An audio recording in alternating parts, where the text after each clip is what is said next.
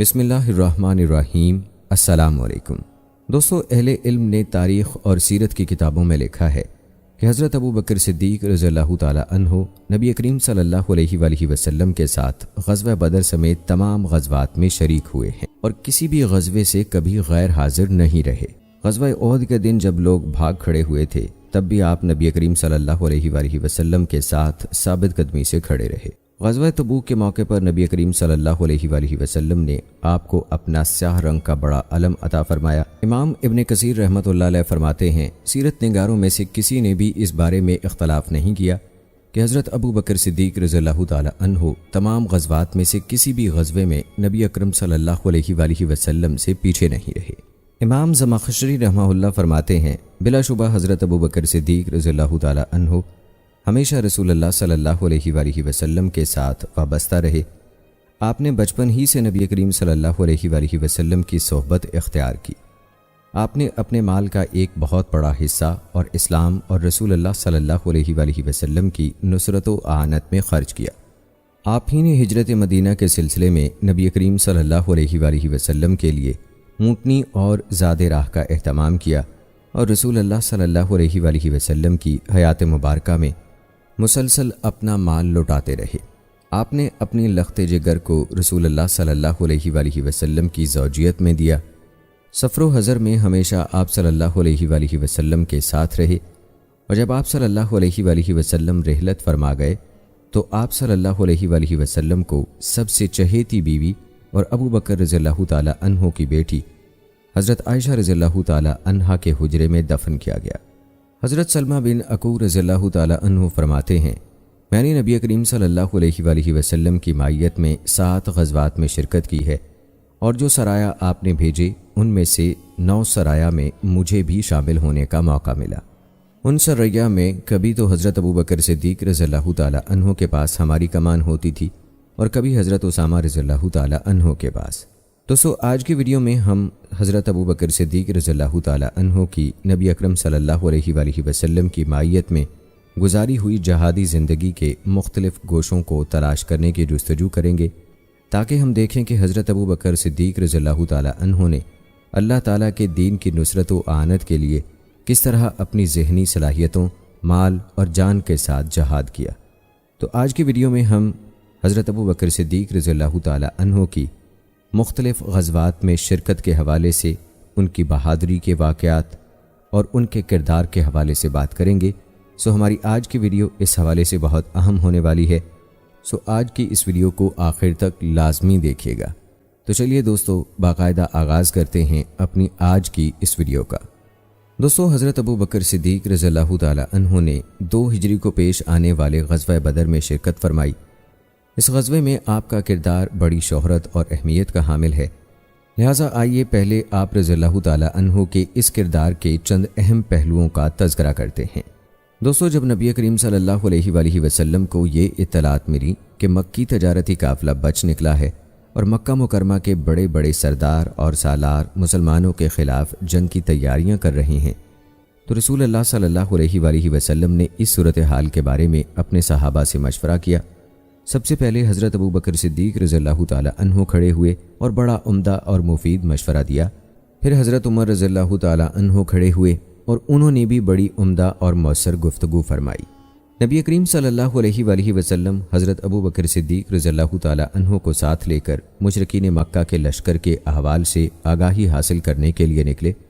اسی دوران جب آپ صلی اللہ علیہ وآلہ وسلم اس علاقے میں گھوم پھر رہے تھے، آپ کی ملاقات ایک بوڑھے سے ہوئی۔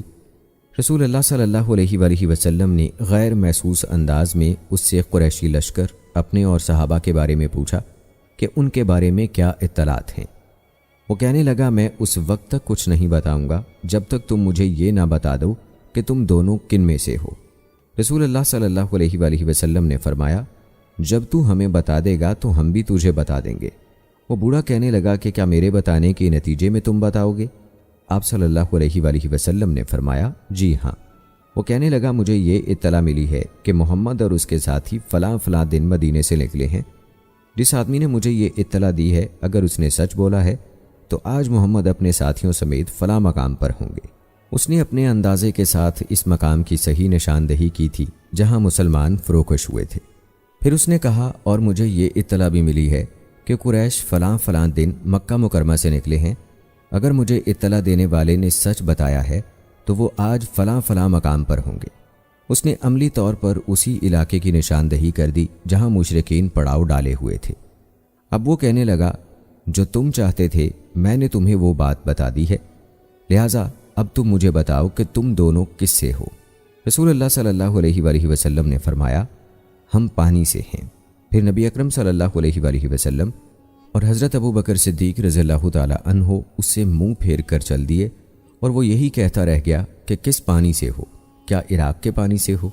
دوستو، رسول اللہ صلی اللہ علیہ وآلہ وسلم جب جنگ کے دوران لڑائی کے لیے صفیں ترتیب دینے کے بعد قیادت کے مرکز کی طرف لوٹ گئے، جو میدان جنگ سے علیحدہ ایک بلند ٹیلے پر چھپر کی صورت میں بنایا گیا تھا۔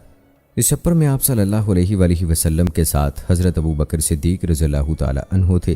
حضرت سعد بن معاذ رضی اللہ تعالی عنہ کی قیادت میں انصاری نوجوانوں کا گروپ رسول اللہ صلی اللہ علیہ وآلہ وسلم کے چھپر کی حفاظت کر رہا تھا۔ حضرت علی بن ابی طالب رضی اللہ تعالی عنہ نے حضرت ابو بکر صدیق رضی اللہ تعالی عنہ کے اس جرأت مندانہ کردار کا تذکرہ اس طرح کیا کہ آپ نے اپنے دور خلافت میں لوگوں سے استفسار کیا، اے لوگو، سب سے بہادر کون ہے؟ لوگوں نے جواب دیا، امیر المومنین، آپ سب سے دلیر ہیں۔ آپ نے فرمایا، جہاں تک میرا معاملہ ہے تو میں نے تو صرف اسی شخص کا حساب برابر کیا جس نے مجھے دعوت مبارزت دی، لیکن بہادری میں سب سے بڑھ کر حضرت ابو بکر رضی اللہ تعالی عنہ تھے۔ ہم نے جنگ بدر کے موقع پر رسول اللہ صلی اللہ علیہ وآلہ وسلم کے لیے ایک چھپر بنایا۔ ہم نے کہا کہ اس میں رسول اللہ صلی اللہ علیہ وآلہ وسلم کے ساتھ کون رہے گا، تاکہ مشرکین میں سے کوئی آپ صلی اللہ علیہ وآلہ وسلم پر حملہ نہ کر سکے۔ اللہ کی قسم، صرف حضرت ابو بکر صدیق رضی اللہ تعالی عنہ ہی وہ شخص تھے جو اس وقت آپ کے سر کے قریب تلوار سونت کر کھڑے ہو گئے۔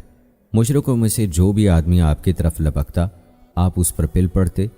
یہ ہیں سب لوگوں سے زیادہ بہادر شخص۔ دوستو، میدان جنگ میں دنیاوی اسباب اختیار کرنے سے پہلے رسول اللہ صلی اللہ علیہ وآلہ وسلم اپنے رب کی طرف متوجہ ہوئے۔ آپ نے اس موقع پر اللہ تعالیٰ سے اس مرد کے لیے دست سوال دراز کیا جس کا اللہ تعالیٰ نے آپ سے وعدہ فرمایا تھا۔ آپ نے ان الفاظ میں دعا کی، اے اللہ، میرے ساتھ تو نے جو وعدہ کیا ہے اسے میرے لیے پورا فرما۔ اے اللہ، اگر اہل اسلام کی یہ مختصر جماعت ہلاک ہو گئی تو پھر زمین پر کبھی تیری عبادت نہیں کی جائے گی۔ نبی کریم صلی اللہ علیہ وآلہ وسلم مسلسل اللہ تعالیٰ سے مدد کی دعا کرتے رہے، حتیٰ کہ آپ کی چادر مبارک آپ کے مبارک شانوں سے نیچے گر گئی۔ حضرت ابو بکر صدیق رضی اللہ تعالی عنہ نے چادر اٹھا کر آپ کے مبارک شانوں پر ڈال دی اور عرض کیا، اے اللہ کے رسول، آپ نے اپنے رب سے بڑی التجائیں کر لی ہیں، بلا شبہ اللہ تعالیٰ آپ سے کیے ہوئے وعدے کو ضرور پورا فرمائے گا۔ اسی موقع کی مناسبت سے اللہ تعالیٰ نے یہ آیات نازل فرمائیں جس کا ترجمہ ہے، یاد کرو جب تم اپنے رب سے فریاد کر رہے تھے تو اس نے تمہاری فریاد قبول کر لی اور کہا کہ بے شک میں ایک دوسرے کے پیچھے آنے والے 1000 فرشتوں سے تمہاری مدد کروں گا۔ حضرت ابن عباس رضی اللہ تعالی عنہ بیان کرتے ہیں کہ نبی کریم صلی اللہ علیہ وآلہ وسلم نے جنگ بدر کے روز ان الفاظ میں دعا کی تھی، اے اللہ، میں تجھے تیرا عہد اور وعدہ یاد دلاتا ہوں۔ اے اللہ، کیا تو چاہتا ہے کہ تیری عبادت نہ کی جائے؟ اس پر حضرت ابو بکر صدیق رضی اللہ تعالی عنہ نے آپ کا دست مبارک تھام لیا اور عرض کیا، بس اللہ تعالیٰ آپ کو کافی ہے۔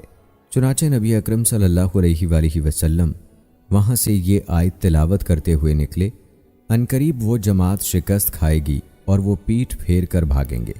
صاحبان کے نیچے نبی کریم صلی اللہ علیہ وآلہ وسلم پر تھوڑی دیر کے لیے اونگ کی سی کیفیت طاری ہوئی، پھر آپ چونکے اور فرمایا، اے ابو بکر، خوش ہو جا، تیرے پاس اللہ تعالیٰ کی مدد پہنچ گئی ہے۔ یہ جبرائیل ہیں جو اپنے گھوڑے کی لگام تھامے اسے چلاتے ہوئے آ رہے ہیں اور اس کے دانتوں پر غبار ہے۔ پھر نبی کریم صلی اللہ علیہ وآلہ وسلم مجاہدین اسلام کے پاس تشریف لے گئے اور انہیں جہاد و قتال کی ترغیب دی۔ حضرت صدیق اکبر رضی اللہ تعالی عنہ نے نبی اکرم صلی اللہ علیہ وآلہ وسلم کے اس طرز عمل سے یہ انتہائی اہم سبق سیکھا کہ اللہ تعالیٰ کی مدد کے حصول کے لیے بندے کو لوگوں سے الگ تھلگ ہو کر نہایت خلوص کے ساتھ اپنے آپ کو صرف اللہ تعالیٰ کے سپرد کر کے اللہ تعالیٰ ہی کے سامنے سجدہ ریز ہو جانا چاہیے۔ یہ منظر حضرت ابو بکر صدیق رضی اللہ تعالی عنہ کے قلب و وجدان میں تاحیات راسخ رہا۔ چنانچہ آپ نے اس طرح کی کٹھن گھڑیوں میں رسول اللہ صلی اللہ علیہ وآلہ وسلم کی اقتداء کرتے ہوئے اسے ہی اپنا معمول بنایا۔ حقیقت یہ ہے کہ یہ منظر اور یہ سنت ہر ایسے قائد، لیڈر، حاکم بلکہ عام آدمی کے لیے بھی ایک عمدہ، قابل عمل نصیحت اور سبق ہے، جو نبی کریم صلی اللہ علیہ وآلہ وسلم اور آپ کے صحابہ کرام رضوان اللہ مجمعین کی اقتداء کرنے کا آرزو مند ہے۔ دوستو، جب میدان کارزار گرم ہوا اور آتش جنگ پوری طرح بھڑک اٹھی تو رسول اللہ صلی اللہ علیہ وآلہ وسلم اپنے خیمے سے نیچے تشریف لائے۔ لوگ اپنی صفوں میں ڈٹے ہوئے دشمن پر حملہ آور ہونے کے ساتھ ساتھ ذکر الہی سے بھی اپنے قلوب گرما رہے تھے۔ آپ صلی اللہ علیہ وآلہ وسلم نے صحابہ کرام رضوان اللہ مجمعین کو جہاد و قتال کی مزید ترغیب دی اور بنفس نفیس خود بھی جنگ میں بھرپور حصہ لیا اور دشمن سے برسری پیکار رہے۔ اس موقع پر بھی حضرت ابو بکر صدیق رضی اللہ تعالی عنہ آپ کے شانہ بشانہ مصروف جہاد رہے۔ حضرت ابو بکر صدیق رضی اللہ تعالی عنہ نے اس موقع پر بے مثال شجاعت و بصالت کا مظاہرہ کیا۔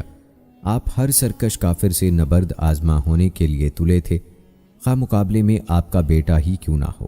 آپ کا بیٹا عبد الرحمن ابھی تک مشرف با اسلام نہیں ہوا تھا، وہ بھی اس مارکے میں مشرکین مکہ کے ساتھ شریک جنگ تھا۔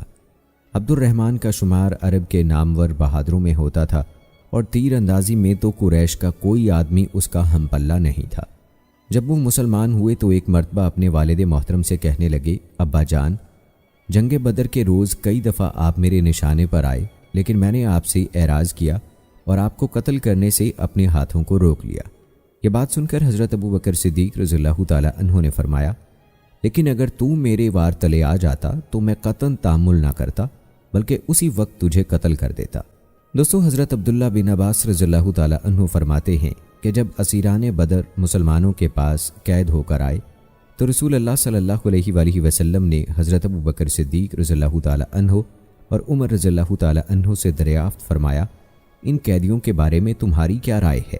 حضرت ابو بکر صدیق رضی اللہ تعالی عنہ نے عرض کیا، اے اللہ کے نبی، یہ ہمارے چچیرے بھائی اور خاندان کے لوگ ہیں۔ میری رائے یہ ہے کہ آپ ان سے فدیہ لے لیں تاکہ کفار کے خلاف ہمارے لیے قوت یعنی اسلحہ وغیرہ کا باعث بنے۔ ہو سکتا ہے کہ عنقریب اللہ تعالیٰ انہیں نعمت اسلام سے بہرہ مند فرما دے۔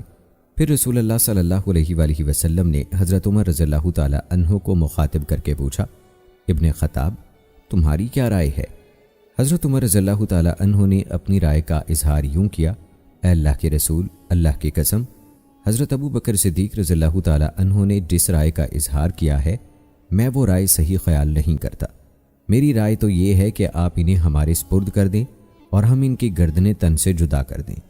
عقیل کو حضرت علی رضی اللہ تعالی عنہ کے حوالے کر دیں، وہ اس کی گردن اڑا دیں اور میرے فلاں قریبی رشتہ دار کو میرے سپرد کر دیں تاکہ میں اس کی گردن تن سے جدا کر دوں۔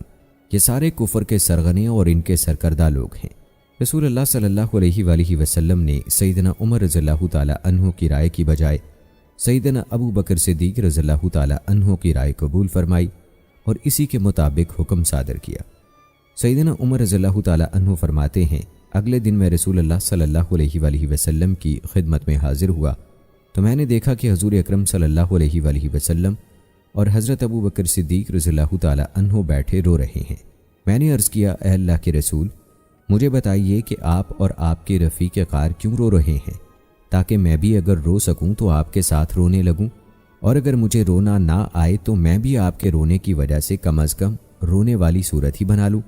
اس پر رسول اللہ صلی اللہ علیہ وآلہ وسلم نے فرمایا، میں اس مشورے کو اختیار کرنے کی وجہ سے رو رہا ہوں جو تمہارے ساتھیوں نے مجھے دیا تھا کہ میں ان مشرکین سے فدیہ لے لوں، اور آپ نے اپنے قریب موجود درخت کی طرف اشارہ کر کے فرمایا، بلا شبہ ان کے عذاب کو اس درخت سے بھی زیادہ قریب کر کے میرے لیے پیش کیا گیا، اور اللہ تعالیٰ نے یہ آیات نازل فرمائی ہیں، کسی نبی کے لائق نہیں کہ اس کے پاس قیدی ہوں یہاں تک کہ وہ زمین میں خوب خون ریزی انہیں قتل کرے۔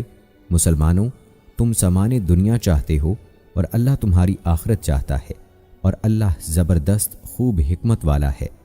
اگر اللہ کی طرف سے پہلے ہی ایک بات لکھی ہوئی نہ ہوتی تو تم نے بدر کے قیدیوں سے جو فدیہ لیا اس کے بدلے تمہیں بڑا عذاب آ پکڑتا، پھر جو حلال پاکیزہ غنیمت تم نے حاصل کی ہے اس میں سے کھاؤ۔ چنانچہ اللہ تعالیٰ نے ان کے لیے غنیمت کو حلال قرار دے دیا۔ سیدنا عبداللہ بن مسعود رضی اللہ تعالیٰ عنہ کی بیان کردہ روایت میں ہے کہ جب غزوہ بدر کا معرکہ پیش آیا تو رسول اللہ صلی اللہ علیہ وآلہ وسلم نے قیدیوں کے بارے میں مشورہ کیا اور دریافت فرمایا، تم ان قیدیوں کے بارے میں کیا کہتے ہو؟ سیدنا ابو بکر صدیق رضی اللہ تعالیٰ عنہ نے جواب دیا، اے اللہ کے رسول، یہ آپ کی قوم اور آپ کے گھر کے افراد ہیں، انہیں معاف فرما کر مہلت دیجیے، شاید ان پر اللہ تعالیٰ کی نظر کرم ہو جائے اور یہ مسلمان ہو جائیں۔ سیدنا عمر رضی اللہ تعالیٰ عنہ نے عرض کیا، اے اللہ کے رسول، انہوں نے آپ کی تکذیب کی ہے اور آپ کو مکہ مکرمہ سے نکالا ہے، لہٰذا آپ انہیں قتل کر دیں۔ سیدنا عبداللہ بن رواحہ رضی اللہ تعالیٰ عنہ نے عرض کیا، اے اللہ کے رسول، زیادہ لکڑیوں والی کوئی وادی تلاش کر کے آپ انہیں اس وادی میں داخل کر دیں اور انہیں آگ لگا کر بھسم کر دیں۔ یہ سن کر سیدنا عباس بن عبد المطلب رضی اللہ تعالیٰ عنہ جو اس وقت اسیران بدر میں سے تھے کہنے لگے، آپ تو قطع رحمی پر اتر آئے ہیں۔ نبی اکرم صلی اللہ علیہ وآلہ وسلم نے یہ ساری گفتگو سنی اور انہیں کوئی جواب دیے بغیر اندر تشریف لے گئے۔ کچھ لوگ کہنے لگے، آپ صلی اللہ علیہ وآلہ وسلم سیدنا ابو بکر صدیق رضی اللہ تعالیٰ عنہ کی رائے اختیار فرمائیں گے۔ کوئی کہنے لگا، آپ سیدنا عمر رضی اللہ تعالیٰ عنہ کی بات کو لیں گے۔ کوئی کہنے لگا، آپ سیدنا عبداللہ بن رواحہ رضی اللہ تعالیٰ عنہ کا مشورہ قبول کریں گے۔ پھر رسول اللہ صلی اللہ علیہ وآلہ وسلم ان کے پاس باہر تشریف لائے اور فرمایا، بلا شبہ اللہ تعالیٰ اپنے معاملے میں بعض لوگوں کے دلوں کو اس قدر نرم کر دیتا ہے کہ وہ دودھ سے بھی زیادہ نرم ہو جاتے ہیں، اور اللہ تعالیٰ اپنے معاملے میں بعض لوگوں کے دلوں کو اس قدر سخت کر دیتا ہے کہ وہ پتھر سے بھی زیادہ سخت ہو جاتے ہیں۔ حضرت ابو بکر صدیق رضی اللہ تعالیٰ عنہ تمہاری مثال حضرت عیسیٰ علیہ السلام کی سی ہے، جب انہوں نے یہ دعا کی تھی، اگر تو انہیں عذاب دے تو بے شک وہ تیرے بندے ہیں، اور اگر تو انہیں بخش دے تو بے شک تو ہی غالب ہے اور بڑی حکمت والا ہے۔ اے عمر، تمہاری مثال حضرت نوح علیہ السلام کی سی ہے، جنہوں نے یہ دعا فرمائی تھی، اے میرے رب، کفر کرنے والوں کا زمین پر کوئی گھر باقی نہ چھوڑ۔ نیز تیری مثال حضرت موسیٰ علیہ السلام جیسی ہے، جنہوں نے کہا تھا، اور موسیٰ نے کہا، اے ہمارے رب، بے شک تو نے فرعون اور اس کی قوم کے سرداروں کو دنیاوی زندگی میں شان و شوکت اور مال و زر دے رکھا ہے، اے ہمارے رب، تاکہ وہ لوگوں کو تیری راہ سے بھٹکا دیں۔ اے ہمارے رب، ان کے مال و زر غارت کر دے اور ان کے دل سخت کر دے، پس وہ ایمان نہ لائیں یہاں تک کہ دردناک عذاب نہ دیکھ لیں۔ نبی اکرم صلی اللہ علیہ وآلہ وسلم صحابہ کرام رضوان اللہ اجمعین سے جب بھی مشاورت کرتے تو شورا میں سب سے پہلے سیدنا ابو بکر صدیق رضی اللہ تعالیٰ عنہ گفتگو فرماتے۔ بسا اوقات ایسا ہوتا کہ آپ کے بعد کوئی دوسرا آدمی مشورہ دے دیتا، بسا اوقات آپ کے علاوہ کوئی گفتگو ہی نہیں کرتا تھا، چنانچہ اکیلے آپ ہی کی رائے کے مطابق عمل کر لیا جاتا۔ جب بھی کوئی آپ کی رائے کے خلاف کوئی مشورہ دیتا تو اس مخالفت کرنے والے کی رائے کی بجائے آپ ہی کی رائے کو ترجیح دی جاتی اور اسی کو قابل عمل بنایا جاتا تھا۔ دوستو، غزوہ بدر کے علاوہ غزوہ احد اور حمر الاسد میں سیدنا ابو بکر صدیق رضی اللہ تعالیٰ عنہ نے بھی شرکت کی تھی۔ غزوہ احد میں مسلمانوں کو بڑی سنگین اور عبرتناک صورتحال سے دوچار ہونا پڑا تھا۔ صحابہ کرام نبی اکرم صلی اللہ علیہ وآلہ وسلم کے آس پاس سے چھٹ گئے اور میدان کارزار کے گوشوں اور کناروں کی طرف منتشر ہو گئے۔ پھر یہ افواہ پھیل گئی کہ رسول اللہ صلی اللہ علیہ وآلہ وسلم کو شہید کر دیا گیا ہے۔ اس افواہ کے نتیجے میں صحابہ کرام رضوان اللہ اجمعین کا رد عمل ایک دوسرے سے مختلف تھا۔ وسیع و عریض میدان جنگ میں ہر ایک کو اپنی جان کے لالے پڑے ہوئے تھے۔ اس عالم میں سیدنا ابو بکر صدیق رضی اللہ تعالی عنہ ہجوم توڑتے ہوئے سب سے پہلے رسول اکرم صلی اللہ علیہ وآلہ وسلم کے پاس پہنچے۔ ان کے بعد ابو عبیدہ بن جراح، علی، طلحہ، زبیر، عمر بن خطاب، حارث بن شمع، ابو دجانہ اور سعد بن وقاص رضی اللہ تعالی عنہ اور چند دیگر صحابہ کرام رضوان اللہ اجمعین جمع ہو گئے۔ پھر وہ رسول اللہ صلی اللہ علیہ وآلہ وسلم کے ہمراہ جبل احد کی ایک گھاٹی میں چلے گئے تاکہ وہاں سے مسلمانوں کی مادی اور روحانی قوتوں کو دوبارہ مجتمع کر سکیں۔ سیدنا صدیق اکبر رضی اللہ تعالی عنہ جب غزوہ احد کا تذکرہ کرتے تو فرماتے، احد کا دن تو در حقیقت طلحہ کی جانثاری اور بہادری کا دن تھا۔ یہ فرما کر آپ وہ واقعہ بیان کرنا شروع کر دیتے اور کہتے، احد کے دن میں سب سے پہلے رسول اللہ صلی اللہ علیہ وآلہ وسلم کی خدمت میں حاضر ہوا۔ میں نے دیکھا کہ ایک آدمی طلحہ رضی اللہ تعالی عنہ اللہ کے راستے میں آپ صلی اللہ علیہ وآلہ وسلم کے تحفظ کی خاطر آپ کے آگے آگے دشمن سے نبرد آزما ہے۔ میں نے اپنے آپ سے کہا، جو ہوا سو ہوا، اب تو بھی طلحہ بن جا اور اس جیسا کردار ادا کر۔ میرے اور مشرکین کے مابین ایک نامعلوم آدمی قتال میں مصروف تھا اور میں اس کی نسبت رسول اللہ صلی اللہ علیہ وآلہ وسلم کے زیادہ قریب تھا۔ وہ شخص اس قدر سرعت سے آگے بڑھ کر دشمن پر جھپٹتا تھا کہ میں اتنی تیزی سے دشمن پر نہیں جھپٹ سکتا تھا۔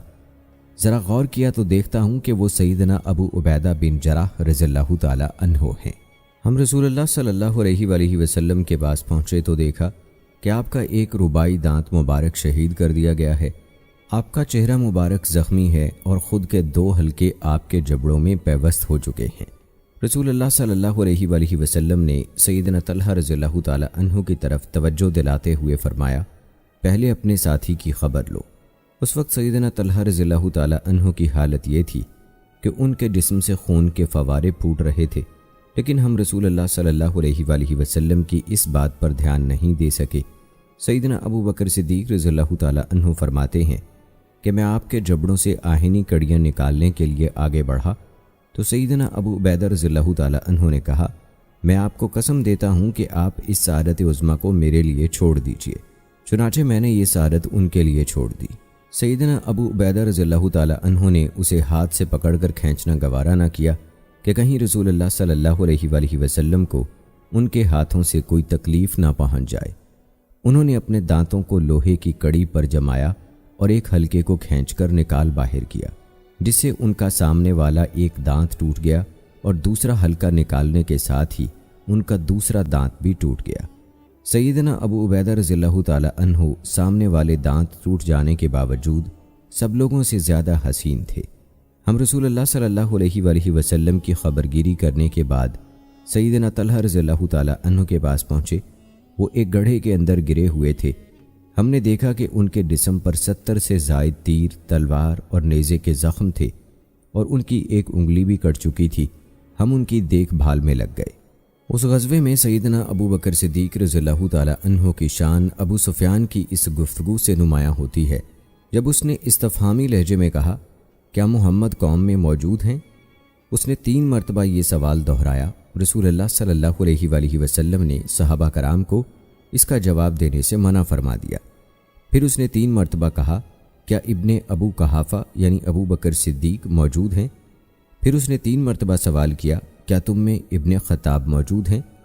پھر وہ اپنے ساتھیوں کی طرف پلٹ کر کہنے لگا، لگتا ہے کہ یہ سب معاذ اللہ قتل ہو چکے ہیں۔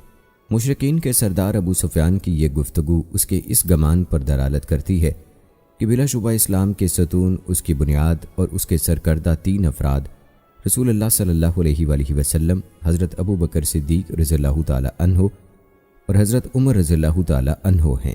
غزوہ احد کے بعد جب مشرکین مکہ نے مسلمانوں کو گھیر کر انہیں دبوچنا چاہا اور ان کی بیخ کنی کا ارادہ کیا تو نبی اکرم صلی اللہ علیہ وآلہ وسلم کی منصوبہ بندی اور لاہ عمل ان کے منصوبوں سے سبقت لے گیا اور آپ نے ان کی ساری چالوں کو ناکام بنا دیا۔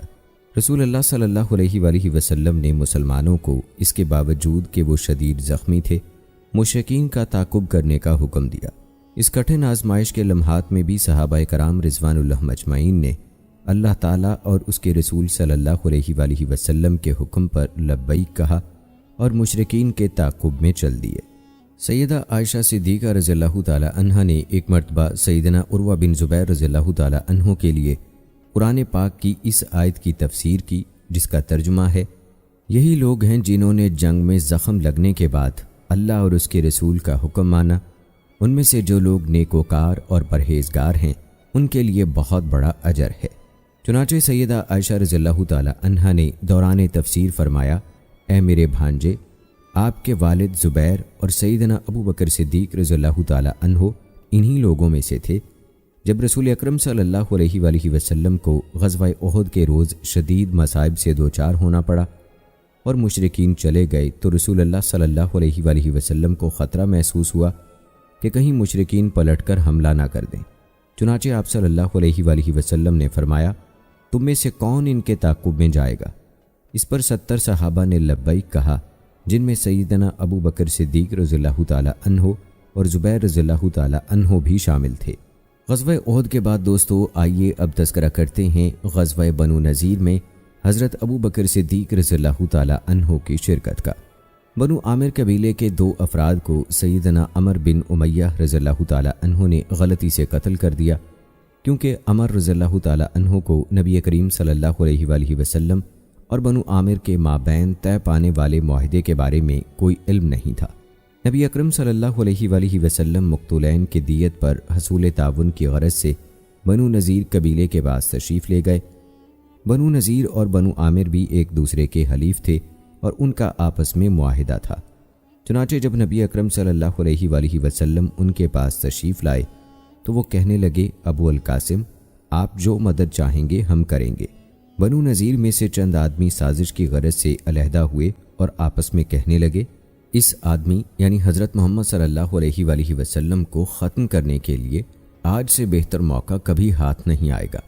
رسول اللہ صلی اللہ علیہ وآلہ وسلم اس وقت یہود کے گھروں کی ایک دیوار کے ساتھ تشریف فرما تھے۔ وہ کہنے لگے، کون ہے جو اس گھر پر چڑھے اور اوپر سے چٹان لڑکا کر محمد کو قتل کر کے ہمیں راحت پہنچائے؟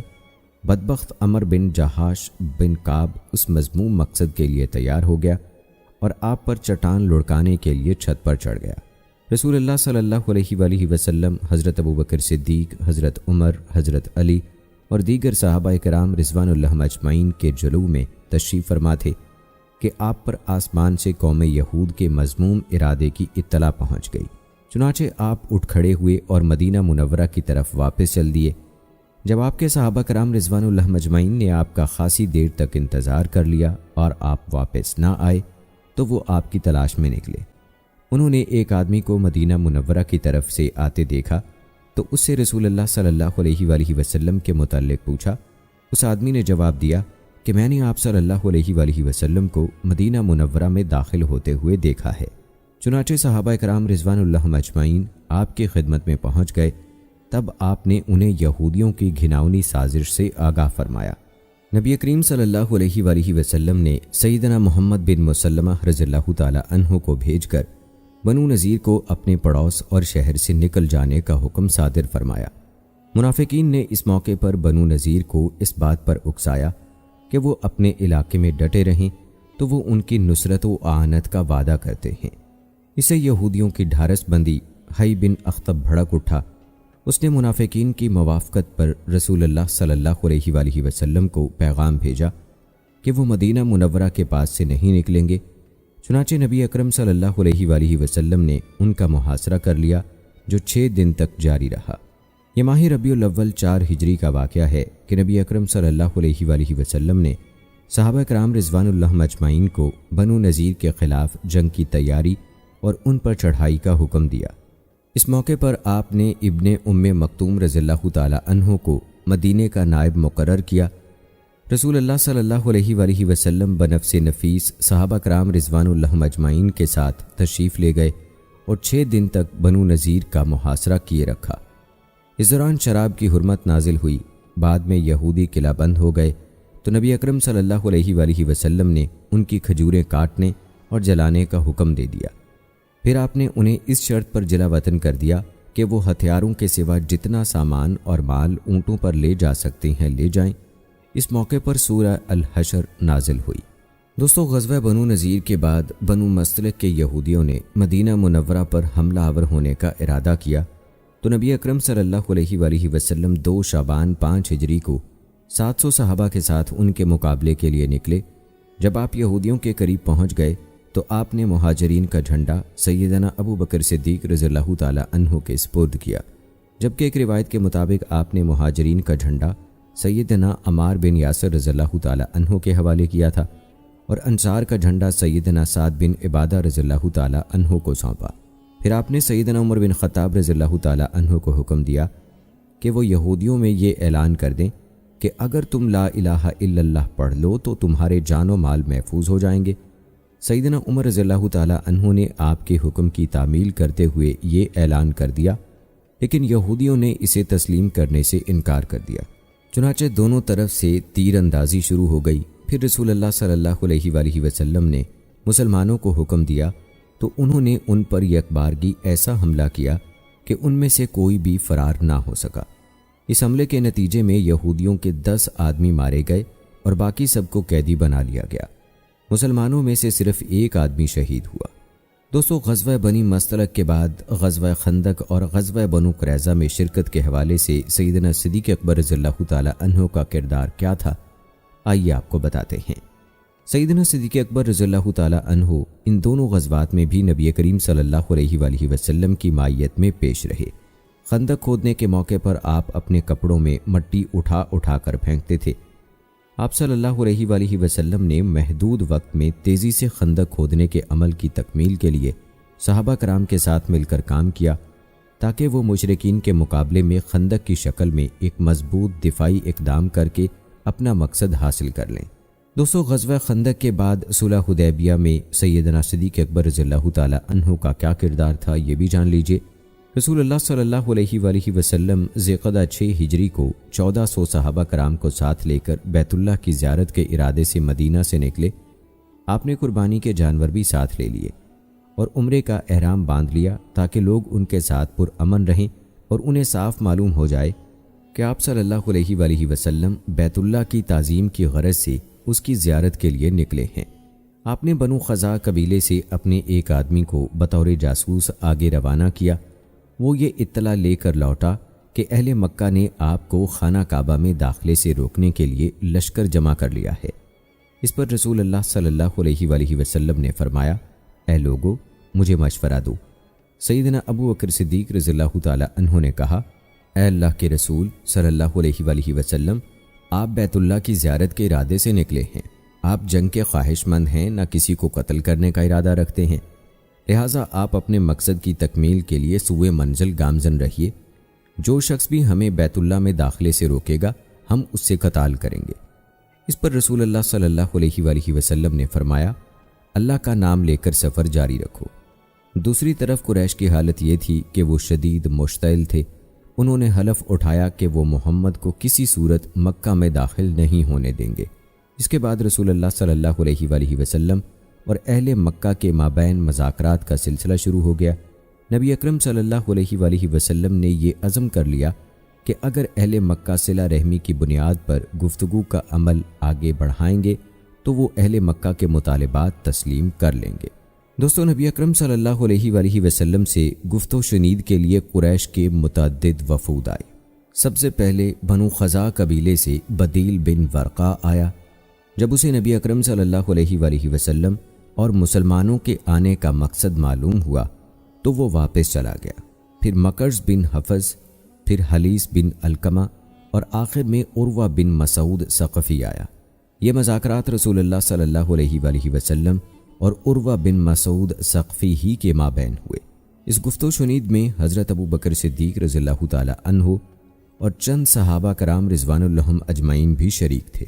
عروہ نے کہا، محمد، آپ ان اوباش لوگوں کو جمع کر کے اپنے ساتھ لے آئے ہیں تاکہ آپ ان کی مدد سے بیت اللہ کی حرمت پامال کر سکیں۔ قریش کے لوگ اپنے مردوں، عورتوں، چھوٹوں اور بڑوں سمیت چیتے کی کھالیں پہن کر نکل آئے ہیں۔ انہوں نے اللہ کے نام پر قسمیں اٹھا رکھی ہیں کہ بزور بازو آپ کو مکہ مکرمہ میں داخل نہیں ہونے دیں گے۔ اللہ کی قسم، آپ ان کے ساتھیوں کے متعلق تو مجھے لگتا ہے کہ یہ آپ کا ساتھ چھوڑ کر منتشر ہو جائیں گے۔ اس پر سیدنا صدیق اکبر رضی اللہ تعالی عنہ نے غیظ و غضب کے عالم میں فرمایا، اپنے معبود لات کی شرمگاہ چوس، کیا ہم رسول اللہ صلی اللہ علیہ وآلہ وسلم کو چھوڑ کر بھاگ جائیں گے؟ اور وہ کہنے لگا، یہ کون ہے؟ لوگوں نے بتایا کہ یہ ابو بکر صدیق رضی اللہ تعالی عنہ ہیں۔ وہ کہنے لگا، اس ذات کی قسم جس کے ہاتھ میں میری جان ہے، اگر آپ کا میرے اوپر وہ احسان نہ ہوتا جس کا بدلہ میں آپ کو نہیں دے سکا تو میں آپ کو اس بات کا بھرپور جواب دیتا۔ سیدنا صدیق اکبر رضی اللہ تعالی عنہ نے اس سے پہلے اس پر کوئی احسان کیا تھا جس کی رعایت رکھتے ہوئے اس نے احتراماً آپ کو اس بات کا جواب دینے سے اعتراض کیا۔ سیدنا صدیق اکبر رضی اللہ تعالی عنہ کے اس قول کے بارے میں بعض علماء نے کہا کہ آپ کا یہ قول اس بات کی دلیل ہے کہ کسی مصلحت اور ضرورت کے پیش نظر شرمگاہ کا صراحتاً نام لینا جائز ہے، اور اس پیرائی میں یہ بات ممنوع اور حرام فحش گوئی کے زمرے میں نہیں آتی۔ عروہ بن مسعود کی کوشش تھی کہ وہ نفسیاتی حملہ کر کے مسلمانوں کو ذہنی لحاظ سے شکست و ہزیمت سے دوچار کر دے، اس لیے اس نے قریش کی عسکری قوت کو بڑھا چڑھا کر ظاہر کیا۔ اس نے اپنے موقف کی تصویر مبالغے کی بھرپور رنگ آمیزی کے ساتھ پیش کی، کیونکہ اسے یقین تھا کہ قریش کو اس کا فائدہ ضرور پہنچے گا۔ اس سلسلے میں اس نے یہ کوشش کی کہ مسلمانوں کی صفوں میں الجھاؤ، بے چینی، شکوک و شبہات اور فتنہ پیدا ہو جائے۔ اس کی یہ کوشش اس وقت نمایاں ہوتی ہے جب اس نے اسلامی لشکر کے قائد اور اس کی سپاہ کے مابین پائے جانے والے مضبوط اعتماد کو کمزور کرنے کے لیے نبی کریم صلی اللہ علیہ وآلہ وسلم سے اس قسم کے الفاظ کہے، آپ نے اوباش لوگوں کو جمع کر لیا ہے، میں تو سمجھتا ہوں کہ آپ کے یہ ساتھی آپ کا ساتھ چھوڑ کر منتشر ہو جائیں گے۔ اس موقع پر صدیق اکبر رضی اللہ تعالی عنہ کے منہ توڑ جواب نے الٹا عروہ کے احساسات، جذبات اور نفسیات کو شدید جھٹکے سے دوچار کیا۔ صدیق اکبر رضی اللہ تعالی عنہ کا یہ کردار آپ کی انتہا درجے کی ایمانی غیرت و حمیت اور آبرو مندانہ جذبات کی علامت ہے۔ اسی بارے میں اللہ تعالیٰ کا فرمان ہے، اور تم سستی نہ کرو اور نہ غم کھاؤ، تم ہی غالب رہو گے اگر تم مومن ہو۔ اور دوستو، صلح حدیبیہ کے متعلق حضرت ابو بکر صدیق رضی اللہ تعالی عنہ کی رائے کے حوالے سے بھی آپ کو بتاتے چلیں۔ جب رسول اللہ صلی اللہ علیہ وآلہ وسلم کے ساتھ سہیل بن عمر کی قیادت میں مشرکین کے نمائندوں کی شرائط صلح طے پا گئیں، تو سیدنا صدیق اکبر رضی اللہ تعالی عنہ نے مشرکین کے ان مطالبات اور شرائط پر سر تسلیم خم کر دیا، جن پر رسول اللہ صلی اللہ علیہ وآلہ وسلم نے موافقت کا اظہار فرمایا تھا۔ جب بادی النظر میں اس صلح سے مسلمانوں پر زیادتی اور ان کے حقوق سے تغافل کا پہلو نمایاں ہوتا تھا، آپ نے اس موقع پر نبی اکرم صلی اللہ علیہ وآلہ وسلم کی رہنمائی سے موافقت والی روش کو اختیار کیا، کیونکہ آپ کو یقین تھا کہ نبی اکرم صلی اللہ علیہ وآلہ وسلم اپنی خواہش اور مرضی سے گفتگو نہیں کرتے۔ آپ نے یہ عمل اس لیے انجام دیا کہ اللہ تعالیٰ نے آپ کو کسی آنے والی خبر سے مطلع کر دیا ہوگا۔ مورخین نے بیان کیا ہے کہ سیدنا عمر بن خطاب رضی اللہ تعالی عنہ اس معاہدہ صلح کے بارے میں اپنے اختلاف کا علل اعلان اظہار کرتے ہوئے رسول اللہ صلی اللہ علیہ وآلہ وسلم کی خدمت میں حاضر ہوئے، اور آپ صلی اللہ علیہ وآلہ وسلم کو مخاطب کر کے کہنے لگے، کیا آپ اللہ تعالیٰ کے رسول نہیں ہیں؟ رسول اللہ صلی اللہ علیہ وآلہ وسلم نے ارشاد فرمایا، کیوں نہیں؟ سیدنا عمر رضی اللہ تعالی عنہ نے کہا، کیا ہم مسلمان نہیں ہیں؟ آپ صلی اللہ علیہ وآلہ وسلم نے فرمایا، کیوں نہیں؟ سیدنا عمر رضی اللہ تعالی عنہ نے پھر استفسار کیا، کیا وہ یعنی اہل مکہ مشرک نہیں ہیں؟ آپ صلی اللہ علیہ وآلہ وسلم نے فرمایا، کیوں نہیں؟ پھر سیدنا عمر رضی اللہ تعالی عنہ نے کہا، تو پھر ہمیں ہمارے دین کے معاملے میں کس بنا پر رسوائی سے دوچار کیا جا رہا ہے؟ اس کے جواب میں رسول اللہ صلی اللہ علیہ وآلہ وسلم نے فرمایا، بلا شبہ میں اللہ کا رسول ہوں اور میں اللہ کی نافرمانی نہیں کر سکتا۔ ایک روایت میں ہے کہ نبی کریم صلی اللہ علیہ وآلہ وسلم نے یہ جواب مرحمت فرمایا تھا، میں اللہ کا بندہ اور اس کا رسول ہوں، میں ہرگز اللہ کی حکم عدولی نہیں کروں گا، اور اللہ تعالیٰ بھی مجھے کبھی ضائع نہیں کرے گا۔ سیدنا عمر رضی اللہ تعالی عنہ نے کہا، کیا آپ نے یہ نہیں فرمایا تھا کہ ہم عنقریب بیت اللہ جائیں گے اور اس کا طواف کریں گے؟ آپ نے فرمایا، کیوں نہیں؟ لیکن کیا میں نے تمہیں یہ خبر بھی دی تھی کہ یقیناً ہم اسی سال بیت اللہ پہنچیں گے؟ سیدنا عمر رضی اللہ تعالی عنہ نے کہا، نہیں۔ آپ صلی اللہ علیہ وآلہ وسلم نے فرمایا، تو یقیناً تم بیت اللہ بھی پہنچو گے اور اس کا طواف بھی کرو گے۔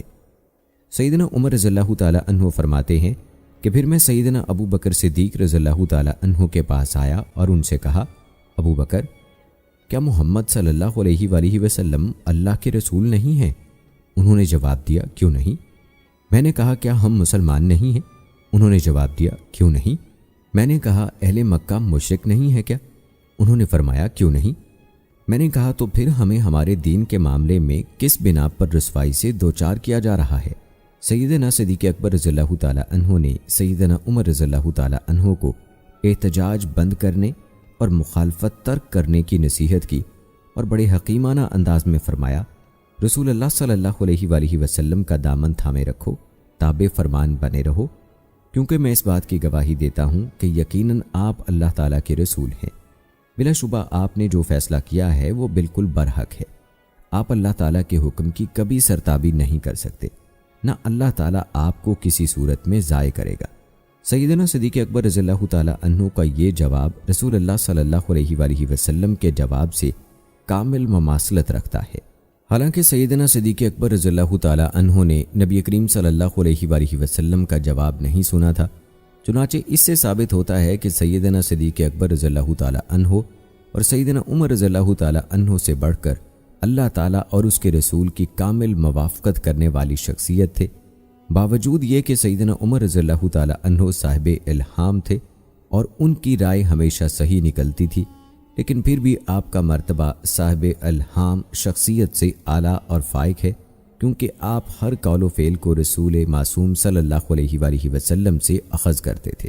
سیدنا صدیق اکبر رضی اللہ تعالیٰ عنہ نے بعد میں کسی موقع پر حدیبیہ کے مقام پر حاصل ہونے والی عظیم فتح کا تذکرہ کرتے ہوئے فرمایا، دور اسلام میں کوئی بھی فتح حدیبیہ کی فتح سے بڑھ کر عظیم نہیں ہے، لیکن اس دن لوگوں کی فہم و فراست اللہ تعالیٰ اور اس کے نبی کے مابین معاملے کو سمجھنے سے قاصر رہی۔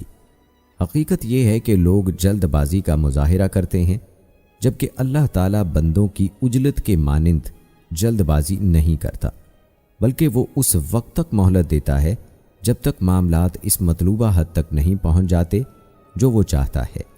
میں نے صلح حدیبیہ میں مشرکین کے قائد سہیل بن عمر رضی اللہ تعالیٰ عنہ کو حجۃ الوداع کے موقع پر دیکھا کہ وہ قربان گاہ کے قریب کھڑے ہیں اور رسول اللہ صلی اللہ علیہ وآلہ وسلم کو قربانی کے اونٹ پیش کر رہے ہیں، اور رسول اللہ صلی اللہ علیہ وآلہ وسلم اپنے ہاتھوں سے ان اونٹوں کو نہر کر رہے ہیں۔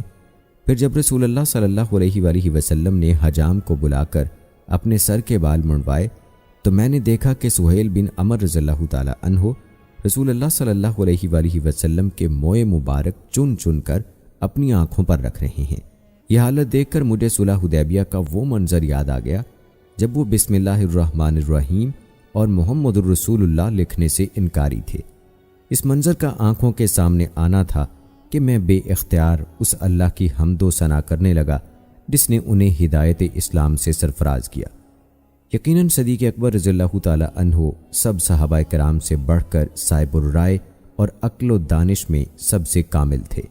اور دوستو، غزوہ خیبر میں جب رسول اللہ صلی اللہ علیہ وآلہ وسلم نے خیبر کا محاصرہ کر لیا اور قتال کے لیے مستعد ہو گئے تو آپ نے سب سے پہلے جس شخص کو کمانڈر بنا کر بھیجا وہ سیدنا صدیق اکبر رضی اللہ تعالیٰ عنہ تھے۔ آپ صلی اللہ علیہ وآلہ وسلم نے انہیں خیبر کے ایک قلعے کی طرف بھیجا۔ آپ نے بڑی جواں مردی اور شجاعت سے یہ مارکا لڑا، لیکن آپ فتح سے ہمکنار نہ ہو سکے، چنانچہ آپ واپس تشریف لے آئے۔ پھر آپ صلی اللہ علیہ وآلہ وسلم نے سیدنا عمر رضی اللہ تعالیٰ عنہ کو بھیجا۔ انہوں نے بھی دشمن سے جھڑپیں کی، لیکن حصول فتح میں ناکامی رہی اور واپس آ گئے۔ پھر آپ صلی اللہ علیہ وآلہ وسلم نے فرمایا، کل میں یہ علم ایسے شخص کو دوں گا جو اللہ تعالیٰ اور اس کے رسول سے محبت کرتا ہے۔ چنانچہ یہ اعزاز حضرت علی رضی اللہ تعالیٰ عنہ کو نصیب ہوا۔ بعض صحابہ کرام نے نبی اکرم صلی اللہ علیہ وآلہ وسلم کو یہودیوں کی قوت، جوش اور عزیمت کو کمزور کرنے کے لیے کھجوروں کے درخت کاٹنے کا مشورہ دیا۔ رسول اللہ صلی اللہ علیہ وآلہ وسلم نے بھی اس مشورے پر رضامندی کا اظہار کیا۔ چنانچہ مسلمانوں نے جلدی سے کھجوروں کے درخت کاٹنے شروع کر دیے۔ سیدنا صدیق اکبر رضی اللہ تعالیٰ عنہ رسول اللہ صلی اللہ علیہ وآلہ وسلم کی خدمت میں حاضر ہوئے اور مشورہ دیا کہ درخت کاٹنے مناسب نہیں، کیونکہ خیبر بزور بازو فتح ہو یا صلح کے ذریعے مسلمانوں کے ہاتھ آئے گا، دونوں صورتوں میں آئندہ نقصان مسلمانوں کا ہی ہوگا۔ نبی اکرم صلی اللہ علیہ وآلہ وسلم نے صدیق اکبر رضی اللہ تعالیٰ عنہ کے اس مشورے کو قبول کرتے ہوئے مسلمانوں کو اپنے ہاتھ روک لینے کا حکم دیا۔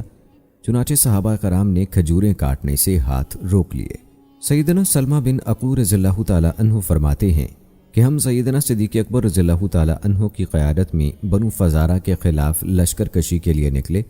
جب ہم ایک چشمے کے پاس پہنچے تو انہوں نے ہمیں وہیں پڑاؤ ڈالنے کا حکم دیا۔ جب ہم نماز فجر پڑھ کر فارغ ہوئے تو سیدنا صدیق اکبر رضی اللہ تعالیٰ عنہ نے ہمیں یورش کرنے کا حکم دیا۔ چنانچہ ہم نے دشمن پر حلہ بول دیا۔ جو شخص بھی چشمے کے قریب آتا ہم اس سے قتال کرتے۔ اسی دوران میں نے عورتوں اور بچوں پر مشتمل لوگوں کا ایک گروہ دیکھا جو پہاڑ کی جانب رواں دواں تھا۔ میں ان کے پیچھے بھاگا۔ مجھے یہ خدشہ بھی تھا کہ کہیں وہ لوگ مجھ سے پہلے پہاڑ تک نہ پہنچ جائیں۔ چنانچہ میں نے ایک تیر مارا جو ان کے اور پہاڑ کے درمیان سے گزرا۔ جب انہوں نے تیر دیکھا تو وہ رک گئے۔ چنانچہ میں نے انہیں اسیر بنا کر چشمے کے پاس سیدنا صدیق اکبر رضی اللہ تعالی عنہ کی خدمت میں پیش کر دیا۔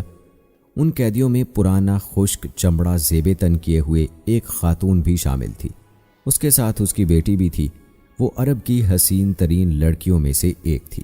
سیدنا صدیق اکبر رضی اللہ تعالی عنہ نے اس خاتون کی حسین لڑکی مجھے انعام میں دے دی۔ میں اس لڑکی کو اسی طرح مدینہ منورہ لے آیا اور اسے ہاتھ تک لگایا نہ کپڑا ہٹا کر دیدار جمال کیا۔ مدینہ پہنچ کر بھی میں نے ایک رات گزاری، لیکن میں نے اس کا کپڑا نہیں ہٹایا۔ اگلے دن بازار میں میری ملاقات رسول اللہ صلی اللہ علیہ وآلہ وسلم سے ہوئی تو آپ نے فرمایا، سلمہ وہ لڑکی مجھے ہبا کر دو۔ میں نے عرض کیا، اے اللہ کے رسول، اللہ کی قسم مجھے وہ لڑکی بھلی لگی ہے، لیکن میں نے ابھی تک اس کا کپڑا بھی نہیں اٹھایا۔ اس پر رسول اللہ صلی اللہ علیہ وآلہ وسلم خاموش ہو گئے اور مجھے چھوڑ کر چلے گئے۔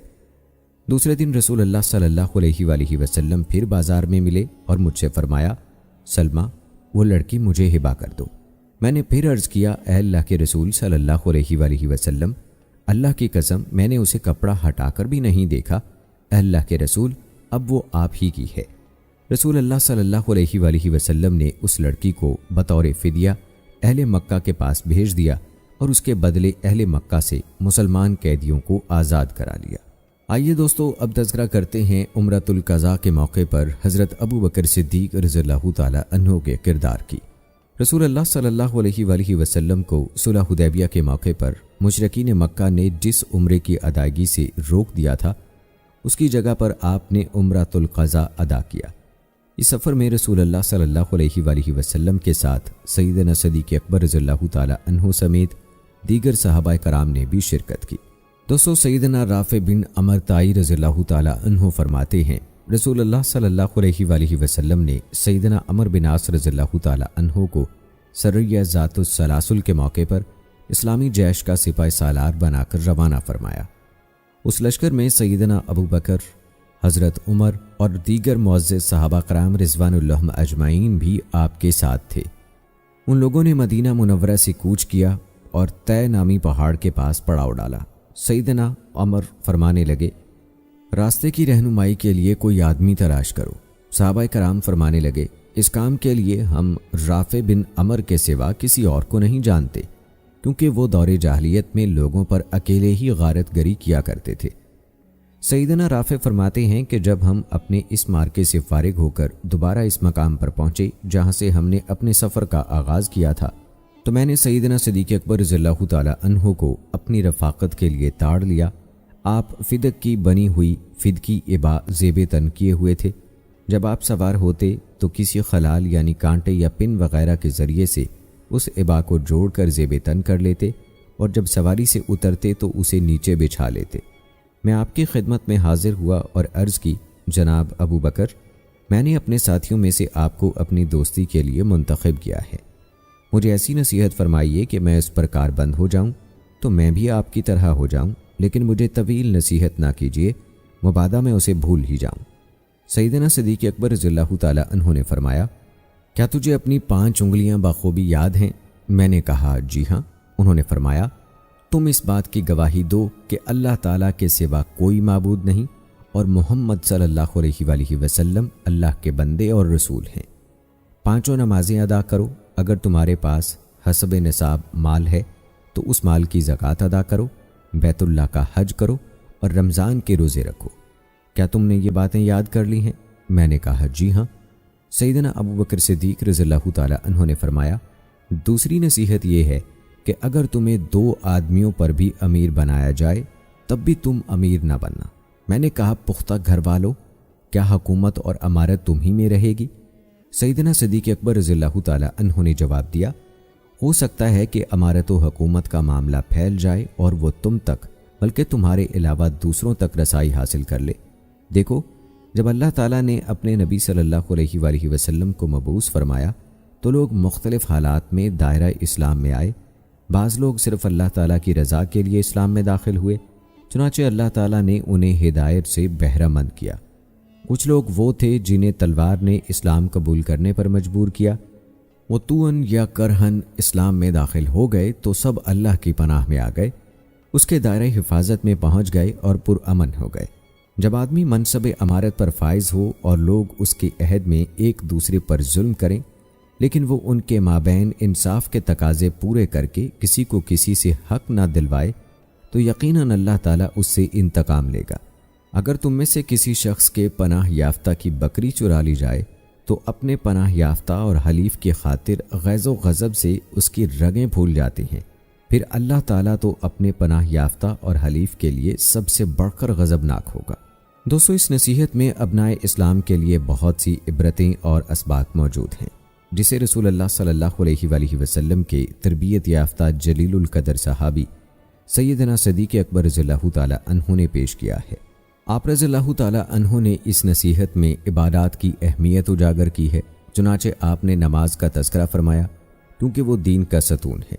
इसी तरह आपने दीगर इबादत, ज़कात, रोज़ा और हज का तज़किरा किया। आपने अमीर ना बनने की जो नसीहत फरमाई है वो दर हकीकत रसूल अल्लाह सल्लल्लाहु अलैहि वसल्लम की उस नसीहत से बड़ी ममासलत रखती है जो आपने सैयदना अबू ज़र गफ़ारी रज़ियल्लाहु ताला अन्हु को इन अल्फाज में फरमाई थी।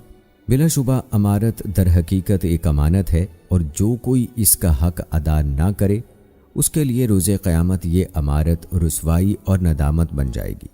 सैयदना सिद्दीक़ अकबर रज़ियल्लाहु ताला अन्हु अपने हबीब मोहम्मद सल्लल्लाहु अलैहि वसल्लम की इस नसीहत को ना सिर्फ बाखूबी समझने वाले थे, बल्कि उन्होंने इस नसीहत को अच्छी तरह ज़हन नशीन भी कर लिया था।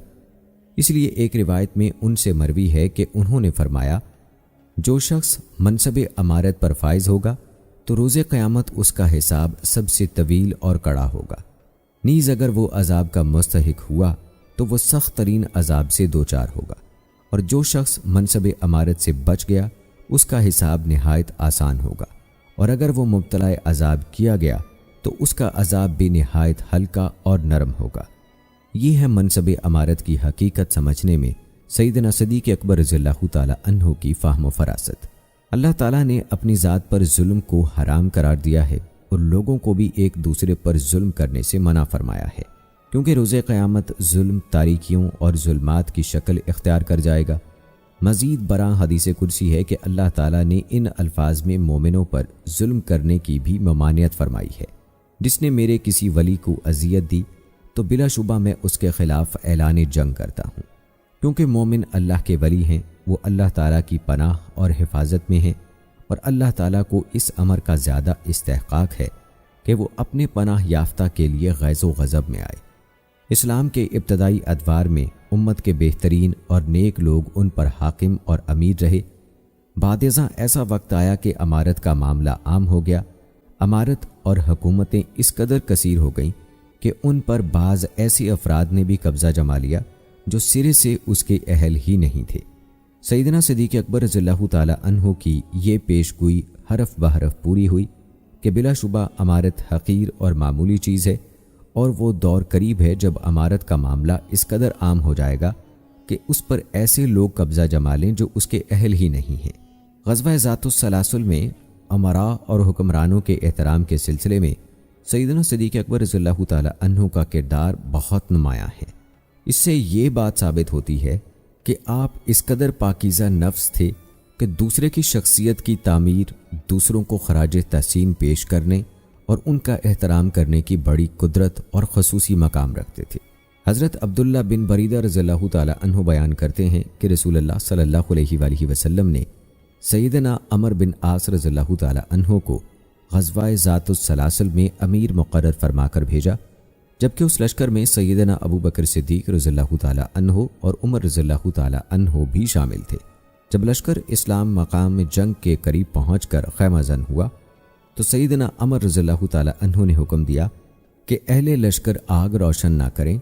इस बात पर सैयदना उमर रज़ियल्लाहु ताला अन्हु आपे से बाहर हो गए। उन्होंने खुद अमर रज़ियल्लाहु ताला अन्हु के पास जाने का इरादा कर लिया।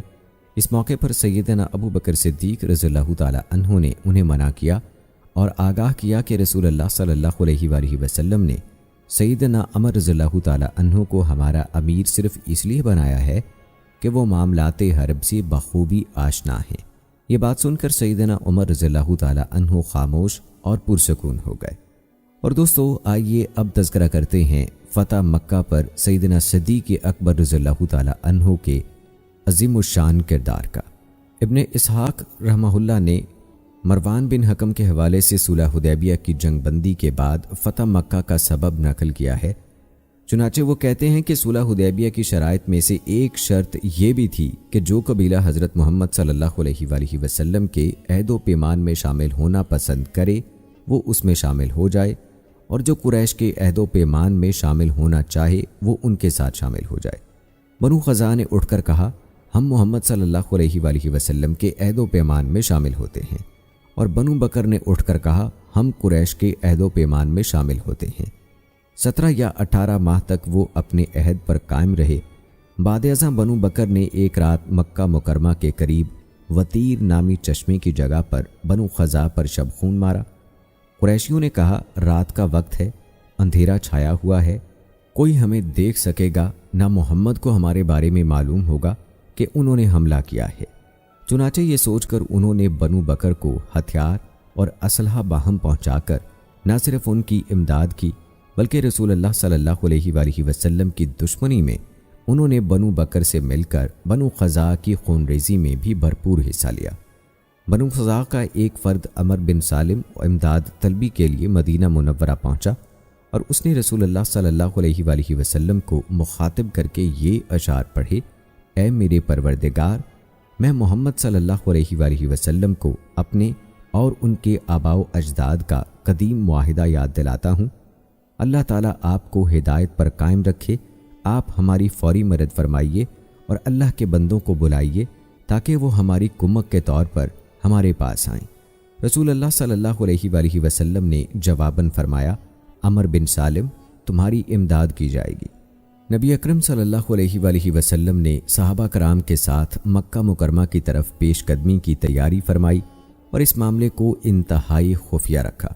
نیز آپ صلی اللہ علیہ وآلہ وسلم نے اللہ تعالیٰ سے یہ دعا کی کہ یہ معاملہ قریش سے اس وقت تک پوشیدہ رہے جب تک آپ صلی اللہ علیہ وآلہ وسلم اسلامی لشکر کے ساتھ اچانک حملہ آور ہو کر مکہ مکرمہ کو فتح نہ کر لیں۔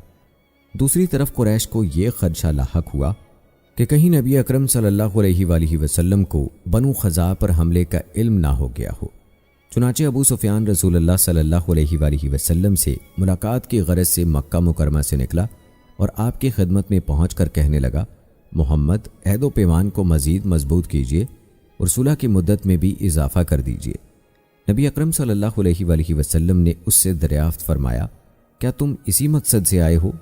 کیا تمہاری طرف سے صلح شکنی کا کوئی واقعہ تو پیش نہیں آیا؟